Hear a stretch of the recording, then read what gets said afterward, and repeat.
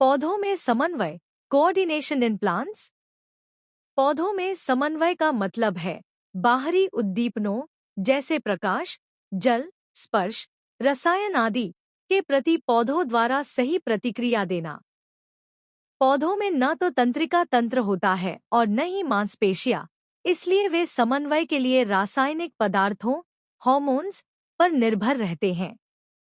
पौधों में समन्वय कैसे होता है? पौधों में समन्वय मुख्यतः प्लांट हार्मोन्स, वनस्पति हार्मोन द्वारा होता है। ये हार्मोन पौधों की वृद्धि, विकास और गति को नियंत्रित करते हैं। प्रमुख पौधों के हार्मोन। एक ऑक्सिन, ऑक्सिन तने की लंबाई बढ़ाने में सहायक, प्रकाश की ओर झुकाव, फोटोट्रोपिज्म करता है। 2 जिब्रेलिन, जिब्रेलिन पौधे की लंबाई और बीज के अंकुरण में सहायक। 3 साइटोकिनिन, साइटोकिनिन कोशिका विभाजन को बढ़ावा देता है, पत्तियों को बूढ़ा होने से बचाता है। 4 एब्सिसिक एसिड, एब्सिसिक एसिड वृद्धि को रोकता है, पत्तियों का गिरना और बीजों की निष्क्रियता करता है। 5 एथिलीन, एथिलीन फल पकाने में सहायक। यह एकमात्र गैसीय हार्मोन है। पौधों की गतियां, movements in plants. Tropic movement, tropic movement ये दिशात्मक गति होती है। उदाहरण, फोटोट्रोपिज्म प्रकाश की ओर तना मुड़ना, जियोट्रोपिज्म जड़ का नीचे की ओर बढ़ना, हाइड्रोट्रोपिज्म जल की ओर जड़ का बढ़ना। नास्टिक मूवमेंट, नास्टिक मूवमेंट ये दिशा पर निर्भर नहीं होती। उदाहरण, छुई मुई के पौधे की पत्तियों का छूने पर बंद होना। निष्कर्ष, पौधों में समन्वय हार्मोन द्वारा होता है। प्रतिक्रिया धीमी लेकिन प्रभावी होती है। कोई तंत्रिका तंत्र नहीं होता।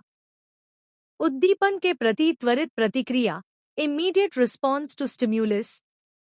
इमीडिएट रिस्पॉन्स टू स्टिम्युलस का अर्थ है जब कोई जीव, मनुष्य या पशु किसी उद्दीपन जैसे गर्मी, दर्द, प्रकाश, ध्वनि आदि पर तुरंत प्रतिक्रिया देता है।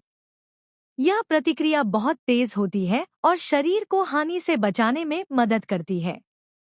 त्वरित प्रतिक्रिया कैसे होती है? यह प्रतिक्रिया तंत्रिका तंत्र, नर्वस सिस्टम द्वारा नियंत्रित होती है, खासकर रिफ्लेक्स एक्शन के माध्यम से। Reflex arc, reflex arc reflex arc वह मार्ग है जिससे होकर संदेश चलता है। एक रिसेप्टर उद्दीपन को महसूस करता है। 2 सेंसरी न्यूरॉन संदेश स्पाइनल कॉर्ड तक ले जाता है। 3 स्पाइनल कॉर्ड तुरंत निर्णय लेता है। 4 मोटर न्यूरॉन संदेश मांसपेशियों तक पहुंचाता है। 5 इफेक्टर, मसल ग्लैंड प्रतिक्रिया देता है। उदाहरण, गर्म वस्तु को छूते ही हाथ खींच लेना, आंख में धूल पड़ते ही पलक झपकना, तेज रोशनी में आंख बंद होना। पौधों में त्वरित प्रतिक्रिया। पौधों में भी त्वरित प्रतिक्रिया होती है, लेकिन यह नास्टिक मूवमेंट के रूप में होती है। उदाहरण, छुई मुई, मिमोसा पुडिका की पत्तियां छूने पर तुरंत बंद हो जाती है। मुख्य बिंदु, एग्जाम पॉइंट्स। त्वरित प्रतिक्रिया रिफ्लेक्स एक्शन होती है। यह स्पाइनल कॉर्ड द्वारा नियंत्रित होती है। मस्तिष्क बाद में जानकारी प्राप्त करता है। प्रतिक्रिया का उद्देश्य सुरक्षा है। वृद्धि के कारण होने वाली गति। Movement due to growth. Movement due to growth का अर्थ है जब पौधों के किसी भाग में असमान वृद्धि, अनइक्वल ग्रोथ होती है, तब पौधे के भाग धीरे धीरे मुड़ते या झुकते हैं। इसे ही वृद्धि के कारण होने वाली गति कहते हैं। यह गति धीमी, स्थायी और एक दिशा में होती है। यह गति कैसे होती है? पौधों के कुछ भाग तेजी से बढ़ते हैं, कुछ भाग धीरे बढ़ते हैं। इस असमान वृद्धि के कारण पौधा मुड़ जाता है। इस प्रक्रिया में मुख्य भूमिका ऑक्सिन हार्मोन की होती है। वृद्धि के कारण होने वाली गतियों के प्रकार। एक ट्रॉपिक मूवमेंट। ट्रॉपिक मूवमेंट यह दिशात्मक गति होती है और वृद्धि के कारण होती है।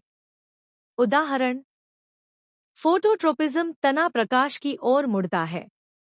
जियोट्रोपिज्म जड़ नीचे की ओर बढ़ती है। हाइड्रोट्रोपिज्म जड़ जल की ओर बढ़ती है।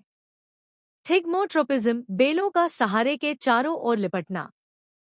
नास्टिक गति क्यों नहीं? नास्टिक गति वृद्धि के कारण नहीं होती।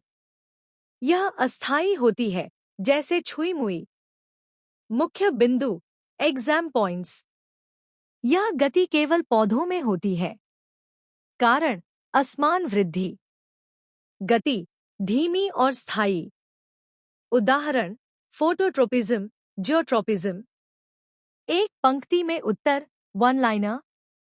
पौधों में असमान वृद्धि के कारण होने वाली गति को वृद्धि के कारण होने वाली गति कहते हैं।